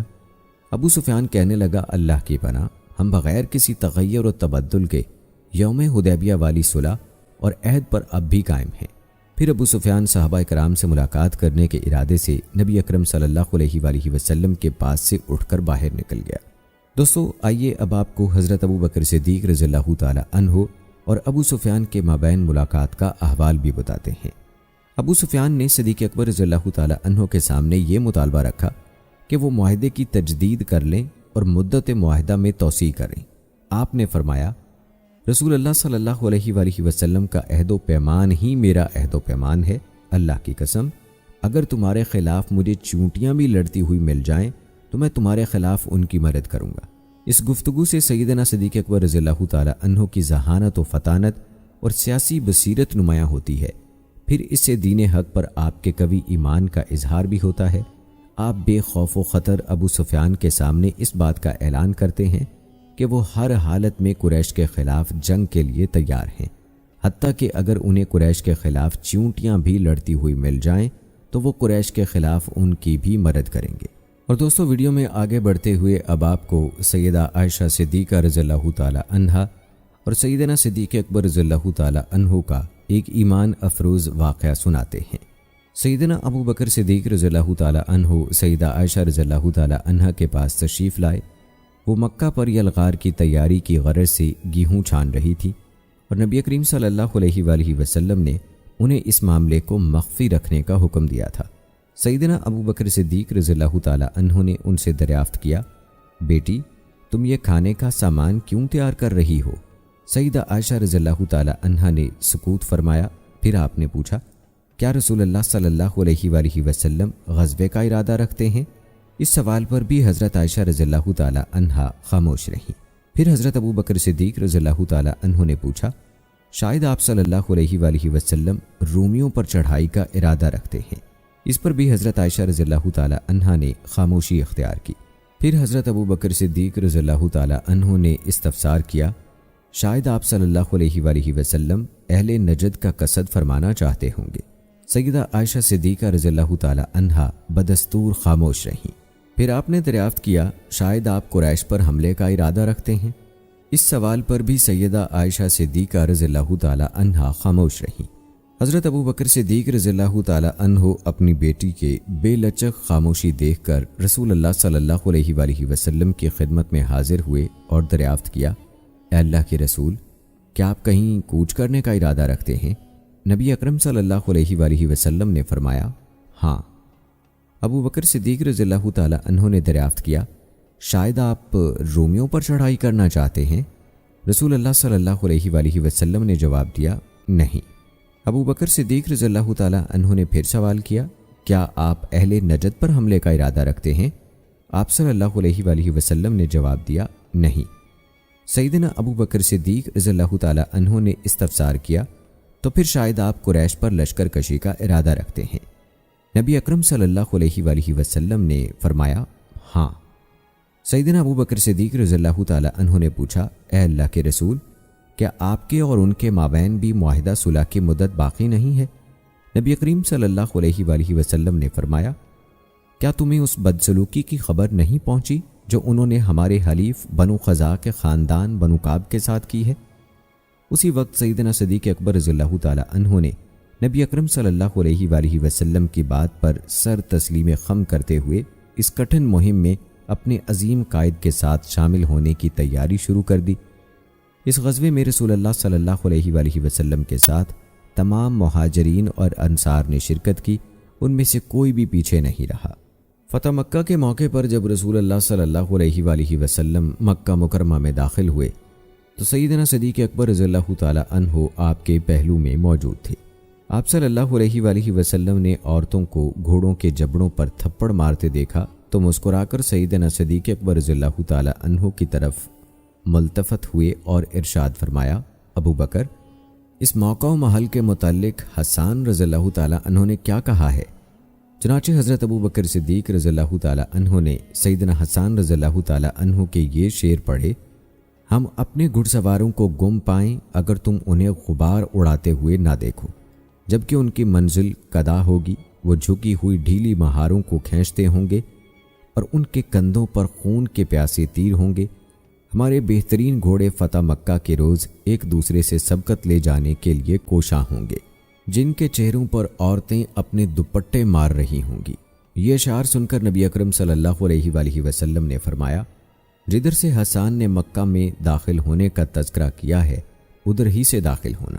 اسی مقدس پرکیف فضا میں سیدنا ابو بکر صدیق رضی اللہ تعالی عنہ کے والد ابو قحافہ رضی اللہ تعالی عنہ نے اسلام قبول کیا۔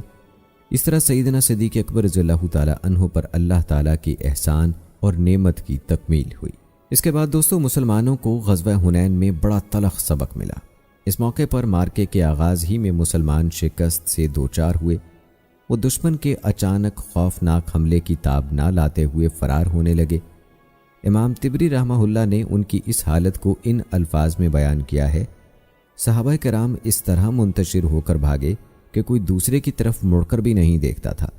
رسول اللہ صلی اللہ علیہ وآلہ وسلم اس کٹھن مرحلے میں بھی اپنی جگہ ڈٹے ہوئے تھے اور لوگوں کو پکار کر فرما رہے تھے، میری طرف آؤ، میں اللہ تعالیٰ کا رسول ہوں، میں محمد بن عبداللہ ہوں۔ اے جماعت انصار، میں اللہ کا بندہ اور اس کا رسول ہوں۔ پھر رسول اللہ صلی اللہ علیہ وآلہ وسلم نے اپنے چچا سیدنا عباس رضی اللہ تعالی عنہ کو بلایا۔ وہ بڑے بلند آہنگ آدمی تھے۔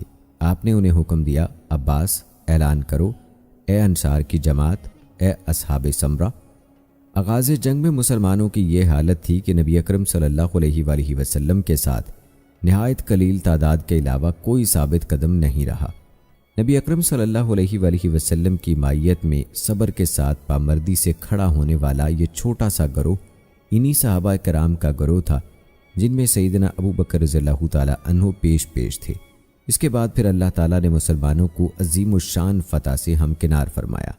دوستو، ہمیں تاریخ کے اوراق سے اس مارکے میں سیدنا ابو بکر صدیق رضی اللہ تعالیٰ عنہ کے عظیم کردار کی جو نمایاں جھلکیاں نظر آتی ہیں، آئیے ان میں سے چند آپ کو بتاتے ہیں۔ حضرت ابو قتادہ رضی اللہ تعالیٰ عنہ بیان کرتے ہیں کہ غزوہ حنین کے دن میں نے ایک مسلمان کو دیکھا جو ایک مشرک سے نبرد آزما تھا۔ مسلمان کے پیچھے سے ایک دوسرے مشرک نے آ کر اسے دھوکے سے قتل کرنا چاہا۔ یہ صورتحال دیکھ کر میں پیچھے آنے والے دھوکے باز مشرک کی طرف تیزی سے جھپٹا۔ اس نے مجھے مارنے کے لیے اپنا ہاتھ اٹھایا تو میں نے وار کر کے اس کا ہاتھ کاٹ دیا۔ اس نے مجھے دبا کر اتنے زور سے بھینچا کہ مجھے اپنی موت کا خطرہ لاحق ہو گیا۔ پھر وہ گھٹنوں کے بل بیٹھ گیا۔ اس دوران اس کی گرفت ڈھیلی پڑی تو میں نے اسے پرے دھکیل کر قتل کر دیا۔ اسی دوران مسلمان ہزیمت زدہ ہو کر بھاگ نکلے اور میں بھی ان کے ساتھ بھاگنے لگا۔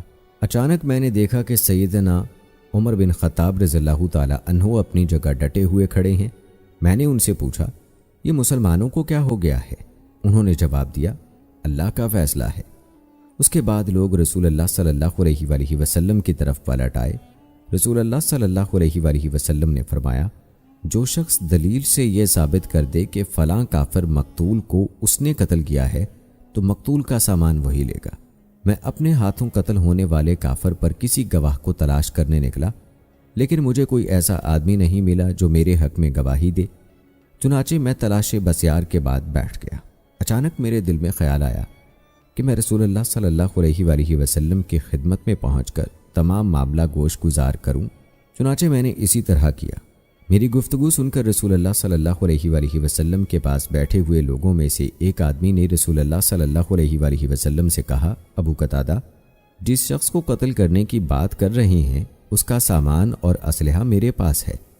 آپ ابو قتادہ کو اپنی طرف سے کچھ دے کر میری طرف سے راضی کر دیں اور سامان مجھے دلوا دیں۔ اس پر سیدنا ابو بکر صدیق رضی اللہ تعالیٰ عنہ نے فرمایا، ایسا ہرگز نہیں ہو سکتا۔ آپ قریش کے ایک بزدل کو تو سامان دلا دیں اور اللہ کے شیروں میں سے ایک شیر کو محروم کر دیں جو اللہ تعالیٰ اور اس کے رسول کی حمایت اور تحفظ کی جنگ لڑتا ہے۔ پھر رسول اللہ صلی اللہ علیہ وآلہ وسلم اٹھ کھڑے ہوئے اور مجھے وہ سامان دلوا دیا۔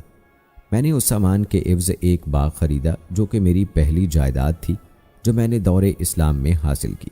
اس معاملے میں رسول اللہ صلی اللہ علیہ وآلہ وسلم کی موجودگی کے باوجود سیدنا صدیق اکبر رضی اللہ تعالیٰ عنہ کے فیصلہ کن لہجے میں گفتگو کرنے اور قسم اٹھانے میں سبقت کرنا، اور پھر اس سے بڑھ کر رسول اللہ صلی اللہ علیہ وآلہ وسلم کا آپ کی گفتگو کی تصدیق کرتے ہوئے آپ کی کہی ہوئی بات کے مطابق فیصلہ صادر فرمانا، در حقیقت وہ شرف و منزلت اور خصوصیت ہے جو صدیق اکبر رضی اللہ تعالیٰ عنہ کے علاوہ کسی کو میسر نہیں آئی۔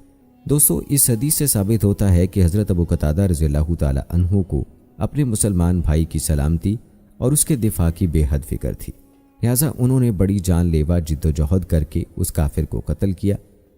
اسی طرح اس حدیث سے سیدنا صدیق اکبر رضی اللہ تعالیٰ عنہ کے اس کردار کی دلیل ملتی ہے کہ آپ کی شخصیت میں حق کو برحق ثابت کرنے اور حق کا دفاع کرنے کی تمنا دامن گیر رہتی تھی۔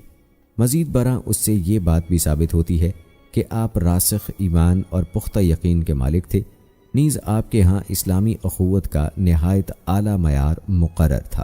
دوستو، طائف کے محاصرے میں بہت سے صحابہ کرام رضوان اللہم اجمعین زخمی اور شہید ہوئے۔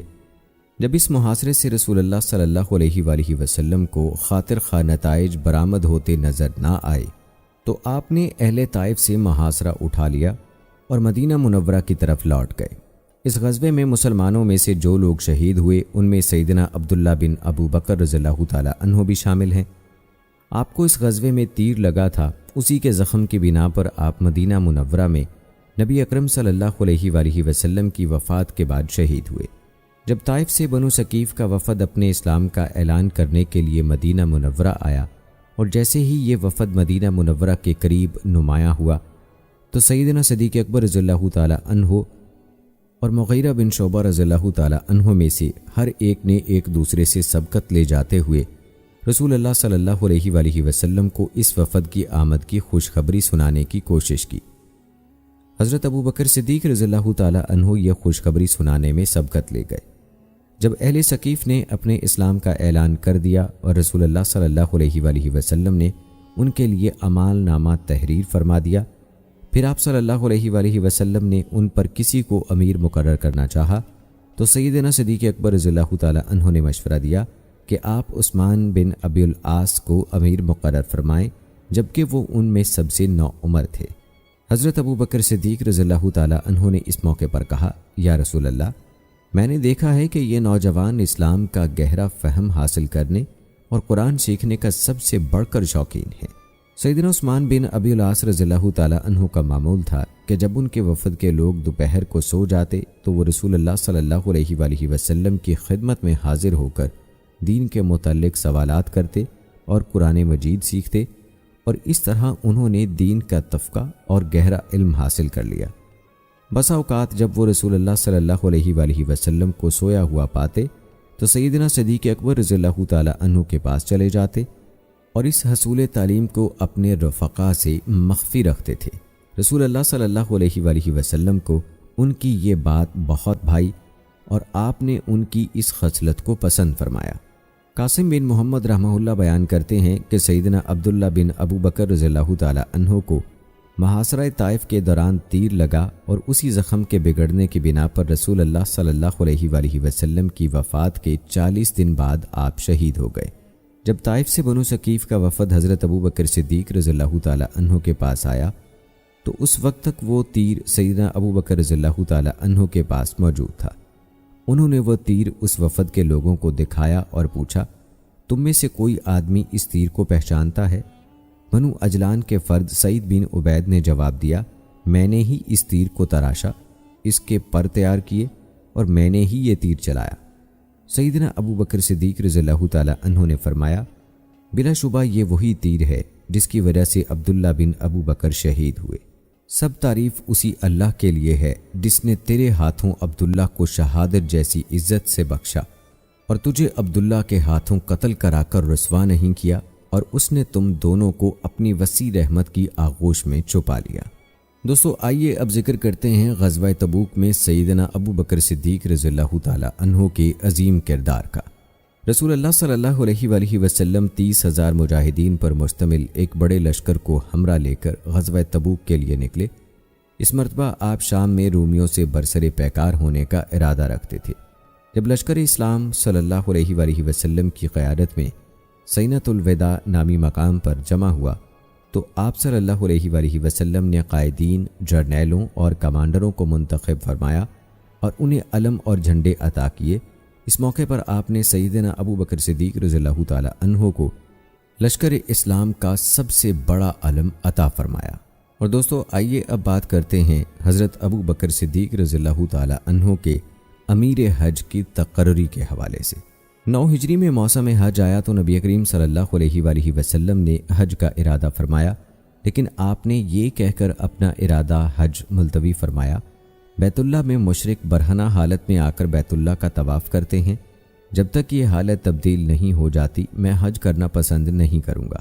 چنانچہ 9 ہجری میں آپ صلی اللہ علیہ وآلہ وسلم نے حضرت ابو بکر صدیق رضی اللہ تعالی عنہ کو امیر حج بنا کر بھیجا۔ جب حضرت ابو بکر صدیق رضی اللہ تعالی عنہ حجاج کے قافلے کو لے کر چل پڑے تو سورہ توبہ نازل ہوئی۔ نبی اکرم صلی اللہ علیہ وآلہ وسلم نے حضرت علی رضی اللہ تعالی عنہ کو بلا کر انہیں حضرت ابو بکر کے پاس پہنچنے کا حکم دیا۔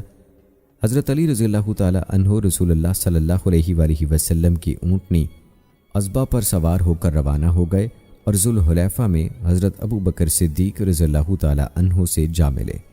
حضرت ابو بکر صدیق رضی اللہ تعالی عنہ نے آپ کو دیکھتے ہی یہ پوچھا، امیر بن کر آئے ہو یا ماتحت بن کر؟ سیدنا علی رضی اللہ تعالی عنہ نے جواب دیا، ماتحت ہو کر۔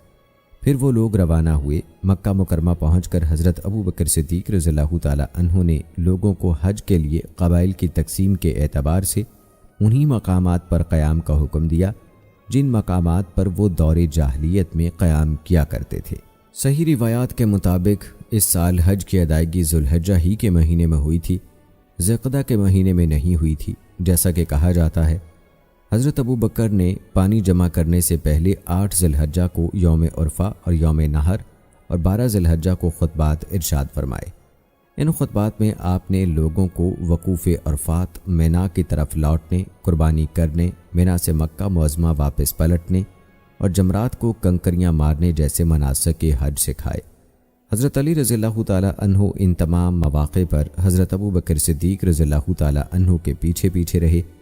آپ لوگوں کو سورہ توبہ کی ابتدائی آیات پڑھ کر سناتے اور پھر لوگوں کے سامنے ان 4 امور کا اعلان فرماتے۔ جنت میں مومن کے علاوہ کوئی داخل نہیں ہوگا، کوئی شخص برہنہ ہو کر بیت اللہ کا طواف نہیں کرے گا، جس شخص کا رسول اللہ صلی اللہ علیہ وآلہ وسلم کے ساتھ کوئی معاہدہ ہے تو اس کا معاہدہ اسی مدت تک کے لیے رہے گا، اور اس سال کے بعد کوئی مشرک حج نہیں کرے گا۔ اور آئیے دوستو، اب ویڈیو کے آخر میں آپ کو بتاتے ہیں حجۃ الوداع میں صدیق اکبر رضی اللہ تعالیٰ عنہ کی شرکت کے حوالے سے۔ حضرت اسماء بنت ابو بکر رضی اللہ تعالیٰ عنہ فرماتی ہیں، ہم رسول اللہ صلی اللہ علیہ وآلہ وسلم کے ساتھ حج کے لیے نکلے، ارج نامی وادی میں پہنچے تو رسول اللہ صلی اللہ علیہ وآلہ وسلم نے وہاں پڑاؤ فرمایا۔ حضرت عائشہ رضی اللہ تعالیٰ عنہا نبی اکرم صلی اللہ علیہ وآلہ وسلم کے ساتھ ایک طرف بیٹھ گئیں۔ حضرت ابو بکر صدیق رضی اللہ تعالیٰ عنہ کی بار برداری والا اونٹ ان کے ایک غلام کے پاس تھا، لیکن وہ غلام تاحال پڑاؤ کے مقام تک نہیں پہنچا تھا۔ حضرت ابو بکر صدیق رضی اللہ تعالیٰ عنہ اس غلام کا انتظار کر رہے تھے کہ کب وہ انہیں دکھائی دیتا ہے۔ جب وہ غلام سامنے آیا تو اس کے پاس اونٹ نہیں تھا۔ حضرت ابو بکر صدیق رضی اللہ تعالیٰ عنہ نے اس سے پوچھا کہ تمہارے پاس جو اونٹ تھا وہ کہاں ہے؟ غلام نے جواب دیا کہ گزشتہ رات وہ اونٹ مجھ سے کہیں گم ہو گیا۔ حضرت ابو بکر صدیق رضی اللہ تعالیٰ عنہ کو غصہ آ گیا اور وہ یہ کہہ کر اسے مارنے لگے کہ ایک ہی تو اونٹ تھا، تو نے اسے بھی گم کر دیا۔ رسول اللہ صلی اللہ علیہ وآلہ وسلم یہ منظر دیکھ کر مسکرانے لگے اور فرمایا، اس صاحب احرام کو دیکھو کہ وہ کیا کر رہا ہے۔ دوستو، یہ تھی ہماری آج کی ویڈیو، جس میں ہم نے آپ کو حضرت ابو بکر صدیق رضی اللہ تعالیٰ عنہ کے تمام غزوات میں شرکت اور ان کے کردار کے حوالے سے آگاہ کیا۔ اس کے علاوہ ایمان افروز واقعات بھی آج کی ویڈیو کا حصہ تھے۔ امید کرتے ہیں کہ ہماری آج کی یہ ویڈیو آپ کو پسند آئی ہوگی۔ آج کی اس ویڈیو کے متعلق اپنی رائے کا اظہار کمنٹ باکس میں لازمی کیجیے گا۔ مجھے اگلی ویڈیو تک اجازت دیجیے۔ فی امان اللہ۔